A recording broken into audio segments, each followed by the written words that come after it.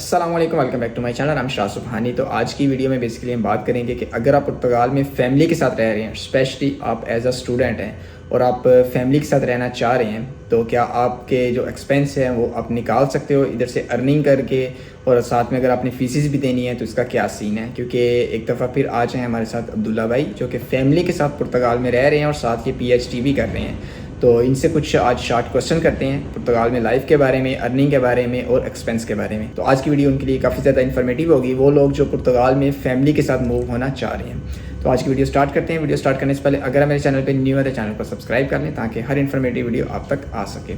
Thank you so much Abdullah भाई, एक दफ़ा फिर आपने टाइम दिया कि हम फैमिली रीयूनिफिकेशन के बारे में और स्पेशली लिविंग इन पुर्तगाल के बारे में बात कर सकें। तो सबसे पहले आप ये बताएं कि पुर्तगाल में अप्रॉक्सीमेट आपका कितना खर्चा हो जाता है, कि जो आपके टोटल मंथली एक्सपेंस हैं वो कितने हो जाते हैं, और जो अर्निंग है उसके बाद आपके पास कुछ सेविंग बचती है कि नहीं बचती। क्योंकि जो पुर्तगाल की मिनिमम सैलरी है वो तो अभी 765 चल रही है, क्योंकि आप इधर स्टडी कर रहे हो। तो ओवरऑल आप थोड़ी सी डिस्कशन करना चाहें तो आप क्या बताएंगे। अच्छा, बहुत शुक्रिया एक दफ़ा फिर। अच्छा, मास्टर्स पे अगर आप हैं तो फिर तो बहुत ही मुश्किल है। तो फैमिली का जो आप सोचे भी नहीं पुर्तगाल में। हाँ, अगर आप PhD कर रहे हैं और आप जैसे स्कॉलरशिप पर हैं जैसा कि मैं हूँ, तो अगर नॉर्मल स्कॉलरशिप की बात की जाए तो 1200 पर मंथ जो है वो यहाँ पर 1200 यूरोस पर मंथ की आपकी स्कॉलरशिप होती है PhD पे। ओके। तो मैं जो है वो वाइफ और एक बच्चा है मेरा, तो हम लोग 3 लोग हैं। तो यहाँ पर जो है वो सेविंग्स का तो सवाल ही पैदा नहीं होता पुर्तगाल में कि कोई आप सेविंग कर सकें।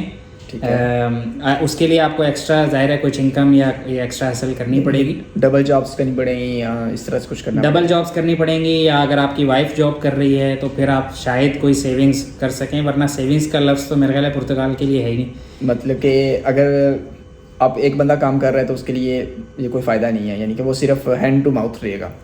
बिल्कुल हैंड टू माउथ ही रह सकते हैं। और यहाँ पर आप जैसा कि आपको पता ही है कि लोग शेयरिंग पे रहते हैं तो फिर ही गुजारा होता है, बिकॉज यहाँ पर रेंट जो है वो बाकी यूरोपियन कंट्रीज़ की तरह है और वेजेस जो हैं वो वहाँ से कम है।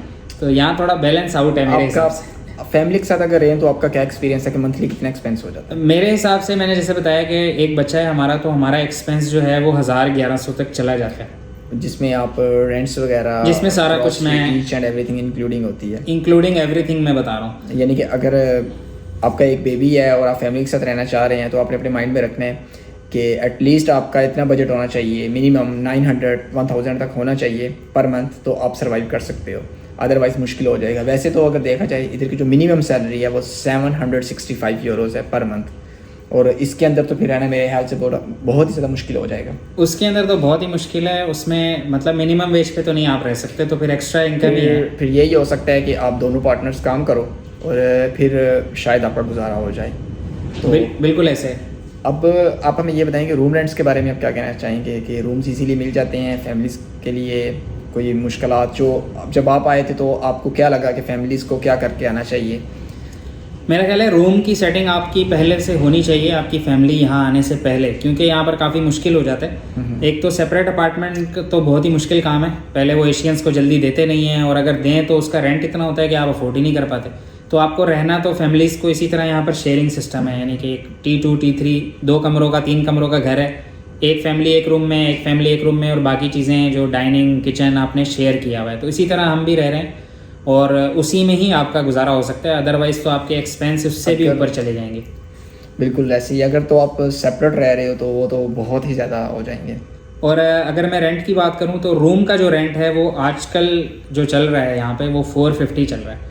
450 लिस्बन में शायद 500, 450 से नीचे मैंने नहीं देखा। इसमें इंक्लूडिंग एवरीथिंग होती है या बिल्स वगैरह आपको सेपरेट देने पड़ते हैं? इसमें ज़्यादातर बिल सेपरेट मैं बता रहा हूँ। ठीक है। कुछ लोग 400 प्लस एक्सपेंस है, 450 प्लस एक्सपेंस है, और एक्सपेंस जो हैं वो आपके 60 to 70 यूरोज़ तक आ सकते हैं, जिसमें सारी यूटिलिटीज़ शामिल हैं आपकी। सही हो गया। मींस के अगर कोई बंदा प्लान कर रहा है फैमिली के साथ आने का तो सबसे पहले अपनी अकोमोडेशन का बंदोबस्त करके आए। ठीक है। सेकंड नंबर पे उसके पास उसकी इनकम इतनी होनी चाहिए कि या तो वो दोनों बंदे काम करें, या उनके पास इतनी सिक्योर जॉब होनी चाहिए कि वो मिनिमम 1000 प्लस उनकी अर्निंग हो तो वो सर्वाइव कर सकते हैं। अदरवाइज़ तो सर्वाइव करने का सवाल पैदा नहीं होता। अगर आप करेंगे तो आप लटक जाएंगे, एक जगह पे फंस जाएंगे, और एक ऐसी दलदल में फंस जाएंगे कि ना निकल सकेंगे ना आगे बढ़ सकेंगे। तो बिल्कुल ऐसे ही है वैसे। इसके अलावा अगर आप कुछ ऐड करना चाहें स्पेशली फैमिली वालों के लिए, क्योंकि ये वीडियो फैमिली वालों के लिए, जो लोग स्पेशली ये पूछते हैं कि हमें फैमिलीज़ के साथ आना चाहिए, सिंगल आना चाहिए, तो इसके बारे में आपका क्या कमेंट है, क्या आप कहना चाहेंगे? देखिए मेरा ख्याल है जो मैरिड हैं उनको तो फैमिली के साथ ही प्लान करना चाहिए। मैं सिर्फ पुर्तगाल की बात नहीं कर रहा, कहीं भी आप जाते हैं, बिकॉज आप फिर एक डिस्टर्ब हो जाता है सिस्टम। आपकी फैमिली पाकिस्तान में है या कहीं पीछे है और आप इधर हैं, तो ना मेंटली आपको सुकून है ना पीछे सुकून है, तो वो एक डिस्टर्ब ही रहता है। तो जहाँ भी जाएं, लेकिन ये है कि आप प्लान करके जाएं, कि आपकी स्ट्रेटजी होनी चाहिए कि भाई मैंने किस तरह रहना है, क्या प्लानिंग है, हम दोनों काम करेंगे नहीं करेंगे। और अगर बजट आप हर चीज़ का बना के चलें तो फिर ही मैनेज हो सकता है। और पुर्तगाल में जैसा कि बताया कि 1000 यूरो से नीचे तो बिल्कुल भी, अगर आप काम कर रहे हैं मिनिमम वेज पे, तो आप मेरा ख्याल है ये स्टेप नहीं लेना चाहिए। सोच समझ के बिल्कुल आप कैलकुलेशन करने के बाद। स्पेशली रूम रेंट्स का भी आपका हिसाब हो गया कि रूम रेंट्स क्या चल रहे हैं, और अप्रॉक्सीमेट ग्रॉसरी पे कितना खर्चा हो जाता है एक मंथ की, अगर बात करें सिर्फ ग्रॉसरी का, तो अप्रॉक्सीमेट ग्रोसरीज का मेरे ख्याल से जो मतलब 350 तक प्लस माइनस थोड़ा ऊपर नीचे हो सकता है। एवरेज 350 तक रखनी चाहिए। एवरेज 350 एक बच्चे के साथ मैं बात कर रहा हूँ। हाँ, ठीक और है। 2 बच्चों के साथ भी कोई ज़्यादा फर्क नहीं आएगा, 50 यूरो ऊपर हो जाएगा। लेकिन बच्चों की फिर अलग कुछ डिपेंड करता है, छोटा है तो अलग चीज़ें उसकी बढ़ जाएंगी, कोई डायपर शेपर ऐड हो जाएंगे, डिपेंड्स करता है ना। लेकिन वो बच्चों के अलाउंस भी फिर मिलना यहाँ पर शुरू हो जाते हैं। अगर आप सोशल पे कर रहे हैं तो आपको जो है वो रिटर्न में मिल सकता है। आप अप्लाई करें सोशल सिक्योरिटी, अगर आप पे कर रहे हैं तो आपको जो है वो गवर्नमेंट की तरफ से डिपेंड करता है। अगर जितना छोटा बच्चा होता है उतने अलाउंस यहाँ पे ज़्यादा है। हाँ, वो डिपेंड करता है आपकी सैलरी के ऊपर भी। अगर आपकी मिनिमम सैलरी है तो आई थिंक 125 मिलते हैं। अगर मिनिमम से थोड़ी ज़्यादा होगी तो 90 मिलेंगे, अगर बिल्कुल ज़्यादा होगी तो फिर 50 समथिंग। वो इनकम ब्रैकेट्स इन्होंने बनाए हुए हैं। अगर आप मिनिमम वेज पे हैं तो आपको मैक्सिमम पैसे रिटर्न मिल सकते हैं। बिल्कुल ऐसे ही, वो आपको अप्लाई करना लाजमी है। हाँ, वो सारा डिपेंड करता है आपके सोशल पे, आपके टैक्सेस पे। तो thank you so much Abdullah भाई, आपने एक शॉर्टकट व्यू दे दिया है कि अगर आपने फैमिली के साथ मूव होना है तो आपके माइंड में ये बातें होनी चाहिए। और स्पेशली सबसे जो बड़ी और इम्पॉर्टेंट बात है कि प्लान के थ्रू आएँ तो फिर वेल एंड गुड है। अगर आप फैमिली रीयूनिफिकेशन की बात करें तो पुर्तगाल बहुत ईजी है, लेकिन इधर सर्वाइव करना बहुत मुश्किल है। बिल्कुल सही। तो यानी कि आ जाना तो ईजी है, लेकिन आगे आ जाना ईजी है, बहुत मुश्किल हो जाता है।